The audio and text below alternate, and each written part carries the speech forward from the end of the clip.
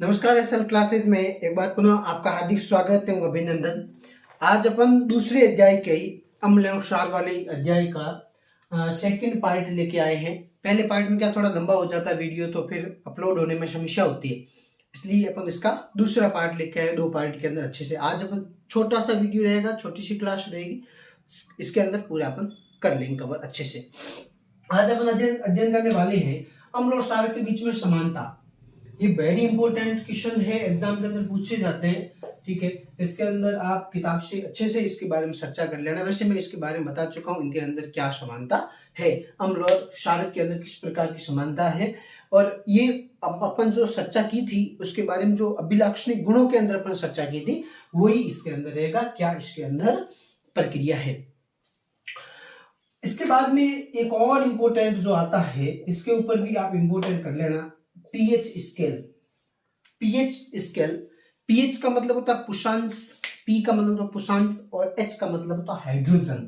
मतलब H plus ion की सांद्रता ज्ञात करने के लिए वेरी इंपॉर्टेंट इसका काम क्या होता है कि जो कोई विलयन है, उस विलयन के अंदर अम्ल या क्षारक है और अम्ल की मात्रा कितनी है, पदार्थ जो विलयन है वो क्या है, अम्ल या क्षारक है या उदासीन है, अम्ल की मात्रा कितनी है, ज्यादा अम्लीय है या कम अम्लीय है, ज्यादा क्षारकीय है या कम क्षारकीय है, इसका पता लगाने के लिए पीएच स्केल का उपयोग किया जाता है। ये पीएच स्केल है जब पीएच लगभग इसके अंदर 6.8 तक रहती है और 7 इसको मानते हैं।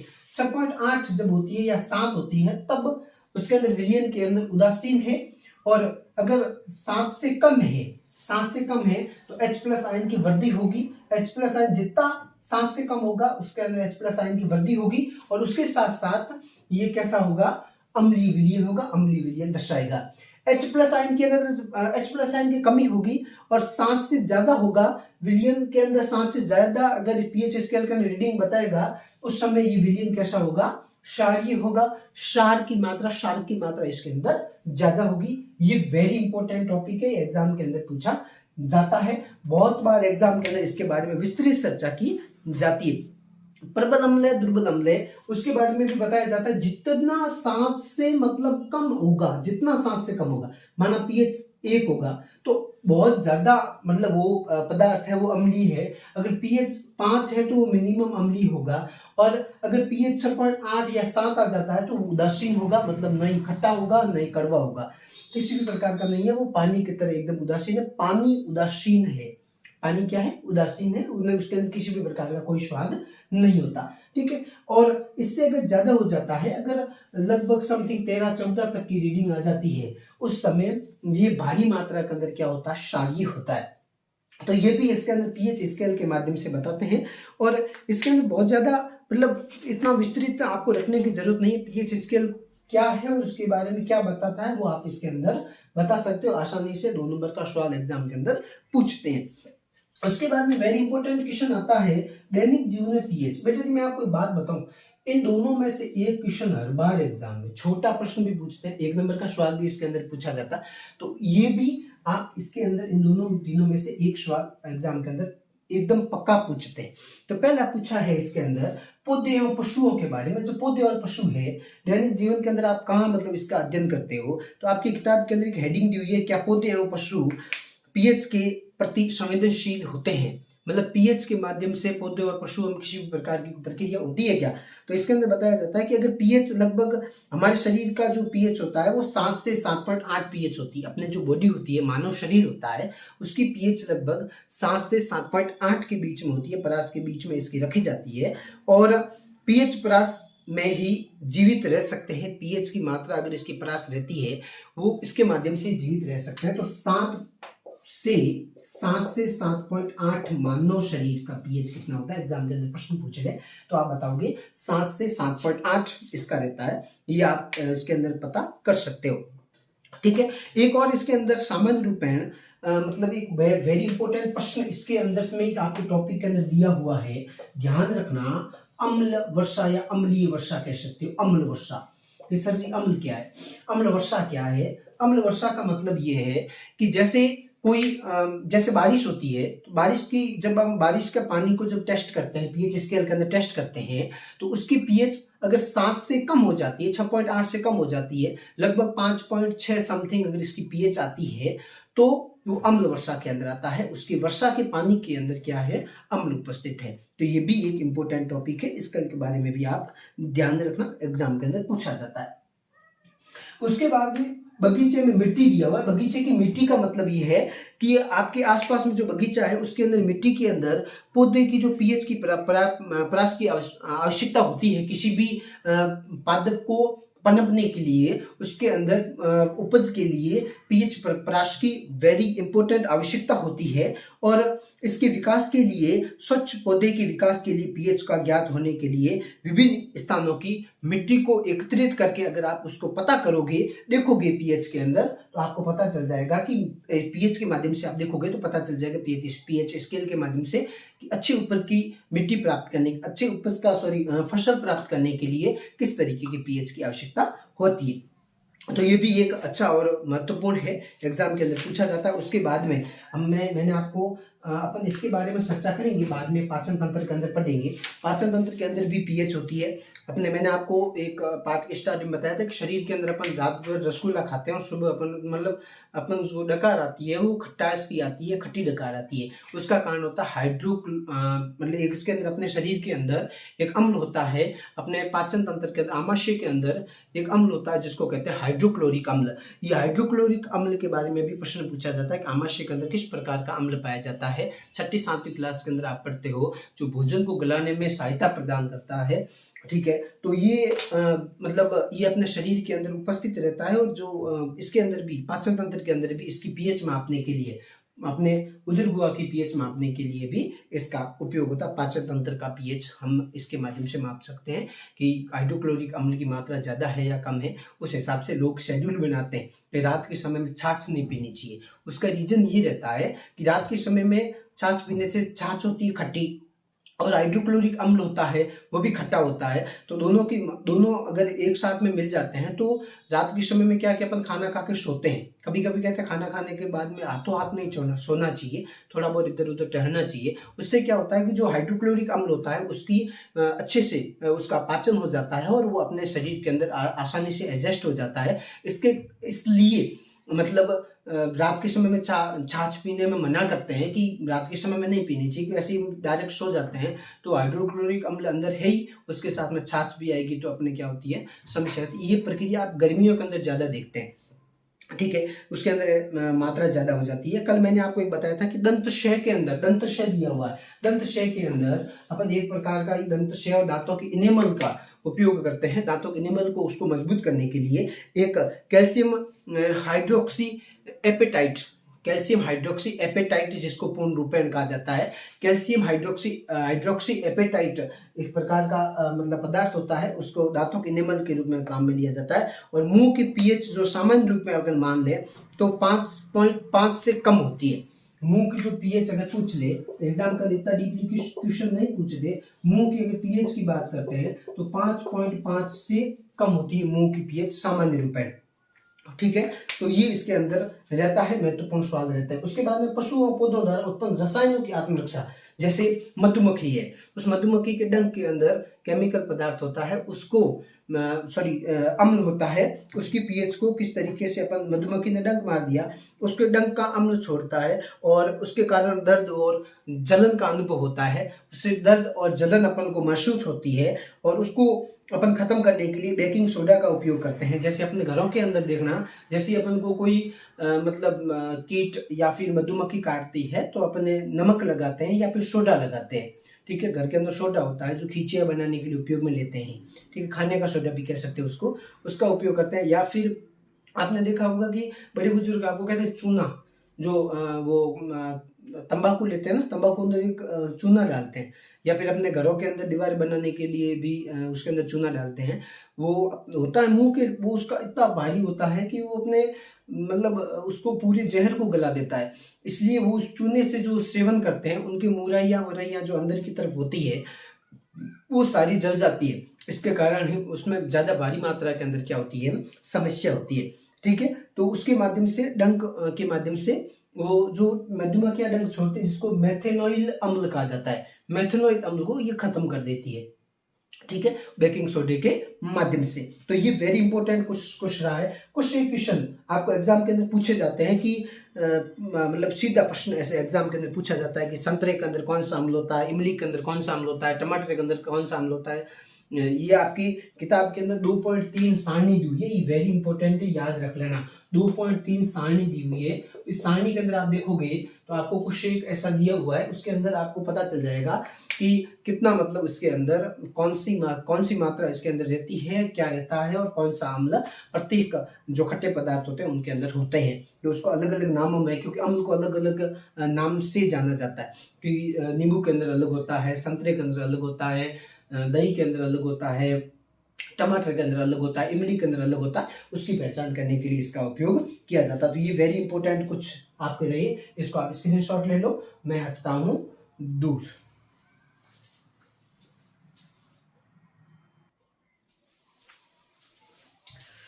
चलो आगे देखो, इसके अंदर क्या है, मतलब आप ऐसा करो जैसे कि आपको जैसे मेरी क्लास देखते हो, तो उसके अंदर क्या करो कि आप अपनी जो कॉपी है वो कॉपी रखो पास में, कॉपी कुछ भी रखो पास में, कॉपी रखो एक पास में, पेन रखो, बुक पास में रखो, क्योंकि मैं जहाँ इंपॉर्टेंट सारा कुछ तो इस बोर्ड के ऊपर नहीं लिखवा सकता।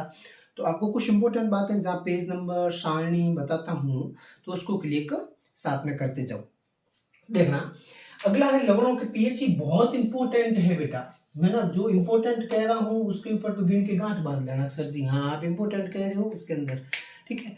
पढ़ाती हूँ बहुत ज्यादा तो मेरे जो पुराने स्टूडेंट है, जो मैंने पुरानी क्लासों में, पुराने जो स्कूलों में जो मैंने पढ़ाया है, वहां पर उन स्टूडेंटों की बहुत ज्यादा रिक्वायरमेंट थी कि सर जी आप एक बार पढ़ाओ, क्लासें पढ़ाओ।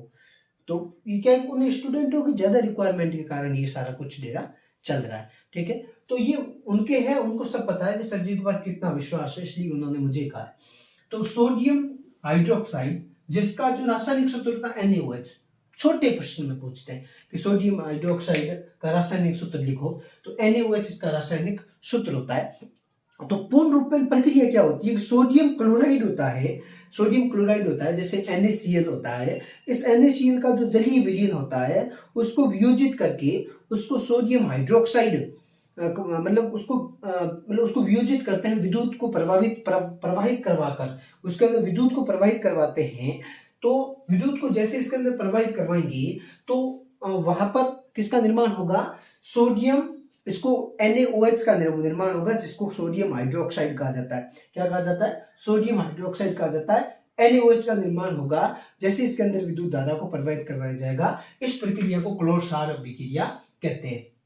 एग्जाम में प्रश्न पूछा जाता है सोडियम हाइड्रोक्साइड का रासायनिक सूत्र लिखो, सोडियम क्लोर-क्षार अभिक्रिया किसे कहते हैं, या फिर सोडियम हाइड्रोक्साइड के उपयोग। ये भी प्रश्न इनके अंदर, ये जो मैंने तीन चार दिए हैं ना, इनके अंदर सारे के अंदर उपयोग को पूछा जाता है एग्जाम के अंदर। तो ध्यान रखना क्लोर-क्षार NaOH इसका रासायनिक सूत्र, और उसके साथ साथ में पूछा जाता है उपयोग।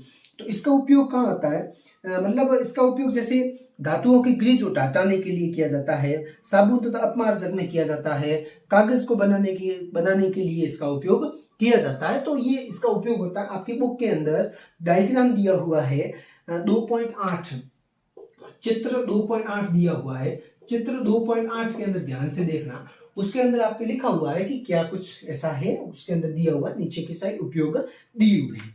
उसके बाद में इसका दूसरा प्रकार है विरंजन चूर्ण।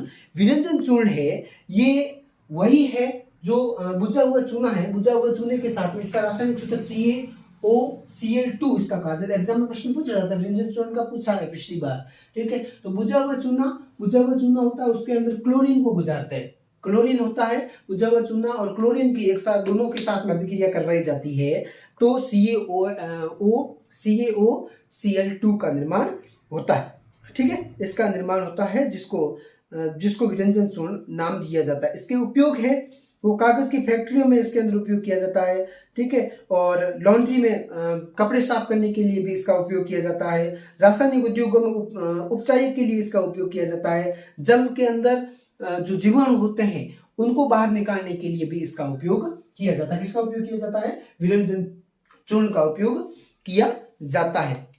उसके बाद में आता है बेकिंग सोडा। बेकिंग सोडे के अंदर क्या है, बेकिंग सोडा का जो रासायनिक सूत्र है वो है NaHCO3, इसको कहा जाता है सोडियम हाइड्रोजन कार्बोनेट, NaHCO3। इसकी जो प्रक्रिया क्या रहती है, तो इसकी प्रक्रिया ये रहती है कि जो इसके अंदर क्लोरीन लेते हैं, जल लेते हैं, कार्बन ऑक्साइड लेते हैं, कार्बन डाइऑक्साइड लेते हैं, और NH3 अमोनिया लेते हैं, और इसको साथ में मिलाते हैं, तब इसका निर्माण होता है। और इसका जो उपयोग है वो अपने किया जाता है, जो सामान्य रूप में रसोइयों के अंदर आमतौर पर स्वादिष्ट पकोड़े बनाने के लिए उपयोग किया जाता है। पकोड़े बनाते हैं ना, अभी सर्दियों का सीजन चल रहा है तो इस समय पकोड़े की थोड़ी प्राथमिकता ज्यादा रहती है, घरों के अंदर बनते हैं, बारिश के समय में, सर्दियों के समय में पकोड़े बनते हैं, ठीक है। तो उसके अंदर इसका बेकिंग सोडा का उपयोग किया जाता है सामान्य रूप में इसका, ठीक है। और इसको बेकिंग सोडा एवं टार्ट्रिक अम्ल जैसा एक मंद खाद्य अम्ल मिश्रण होता है, इनके अंदर जो बेकिंग पाउडर होता है उसको बेकिंग सोडा एवं इसका जो टार्ट्रिक अम्ल जैसा एक मंद खाद्य पदार्थ का एक मिश्रण होता है,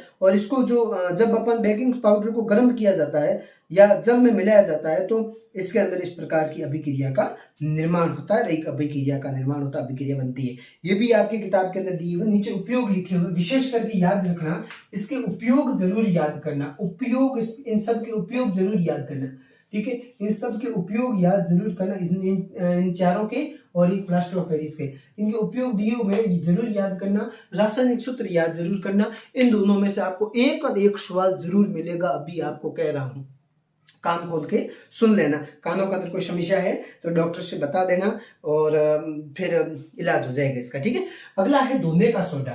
धोने का सोडा, इसका सूत्र है Na2CO3.H2O, ठीक है, .H2O कहा जाता है। इसके अंदर मतलब ये इसके क्रिस्टल के जल है, इसके अंदर 10 जल की मात्रा है इसके अंदर, ठीक है, क्रिस्टल के जल की मात्रा है इसके अंदर 10, और इसका जो रासायनिक सूत्र है Na2CO3.10H2O, इसको कहा जाता है धोने का सोडा। और इसका उपयोग कांच, साबुन, कागज उद्योगों में किया जाता है, बोरेक्स और सोडियम यौगिक के उत्पादन में किया जाता है, घरों के अंदर साफ सफाई के लिए इसका उपयोग किया जाता है, जल की स्थायी कठोरता को हटाने के लिए, लंबे समय से जल कहीं जमा हुआ है उसकी स्थायी कठोरता को हटाने के लिए भी धोने का सोडा उपयोग किया जाता है। धोने से समझ लेना, धोने वाली चीजें सारी चाहिए बेकिंग सोडा में, सॉरी धोने के सोडा में, धोना है, धोने का सोडा मतलब धोने वाले सारे सामान चाहिए इसके अंदर, ठीक है। आपको गुरुजन स्कूल में नहीं पढ़ते हो तो धोते हैं ना, उस समय बेकिंग सोडा, इसका धोने का सोडा उपयोग करते हैं, ठीक है। धोने का सोडा मतलब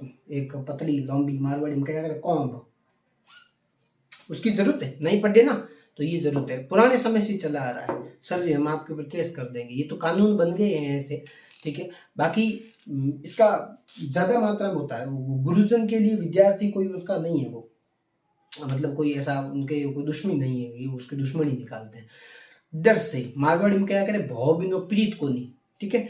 मतलब अगर आप डर नहीं होगा, भौ नहीं होगा किसी चीज की तो आप कुछ नहीं कर पाओगे। आपको अगर सुबह डर बिठा दिया कि सुबह 8 बजे आप नहीं उठे तो 8 बजे क्या, सॉरी सुबह 5 बजे आप नहीं उठे तो आपकी छत की दीवार गिर जाएगी, आप 5 बजे से पहले उठोगे, ये 101% बात है, ठीक है। और आपको पापा ने शाम कह दिया भागला छोरो बेगू उठ जी 5 बजे नहीं तो हालत खराब कर दूंगा, तो थारे मन में ये डर बैठ कर पापा हागला जूस सेट करी तो अपने बेगू टाइम में उठना, ठीक है। तो ये डर रहता है, थोड़ा भौ रहता है अंदर, ठीक है।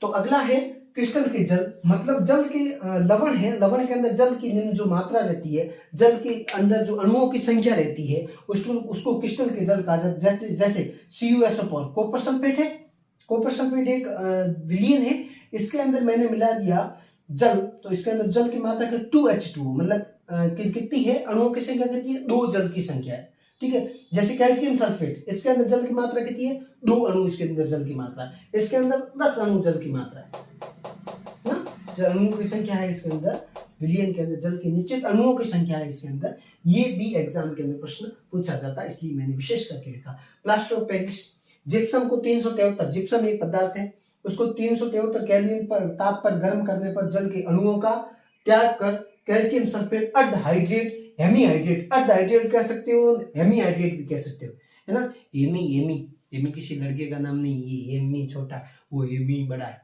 मतलब कोई राजी मत होना कि सर जी मारो नो लियो अभी सर जी मतलब आपका डेरा पार है, आपकी मतलब क्लासें इतनी ऊंची उड़ाएंगे कि मतलब आप पकड़ ही नहीं पाओगे। ठीक है, तो ये अर्ध हाइड्रेट वो एमी नहीं है, ये एमी का मतलब आधा। ठीक है, तो कैल्शियम सल्फेट डॉट या हाफ H2O कह सकते हो, कैल्शियम सल्फेट हाफ H2O इसको कह सकते हो। ये प्लास्टर ऑफ पेरिस का रासायनिक सूत्र है, कैल्शियम सल्फेट अर्ध हाइड्रेट। ठीक है, एग्जाम के अंदर प्रश्न पूछा जाता है। और इसका जो मतलब उपयोग रहते हैं वो इसके उपयोग रहता है खिलौने बनाने के लिए उपयोग किया जाता है, सजावट का सामान बनाने के लिए इसका उपयोग किया जाता है।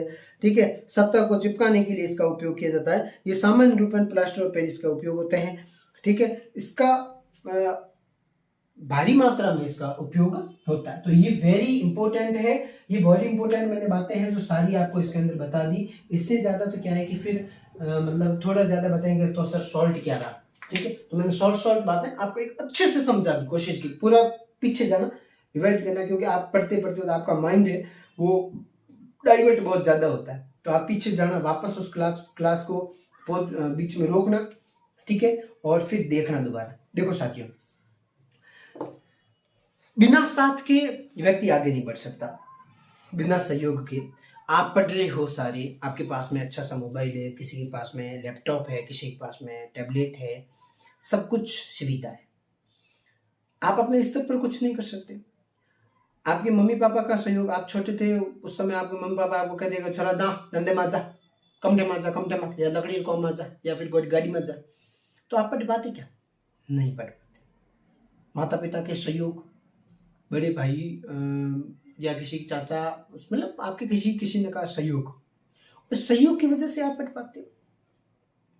यही बात समझाने की कोशिश कर मेरे स्टूडेंटों के एक कहने से मैंने ये प्लेटफॉर्म स्टार्ट किया। मेरी कोई वापस कुछ था ही नहीं, और मैंने सोचा कुछ करते हैं, इसलिए मैंने ये स्टार्ट कर दिया, है ना। वैसे बहुत सारे लोग इसका विरोध भी करते हैं, क्या छोड़ दी, पढ़ाई छोड़ दी, ये क्या स्टार्ट कर दिया वगैरह वगैरह।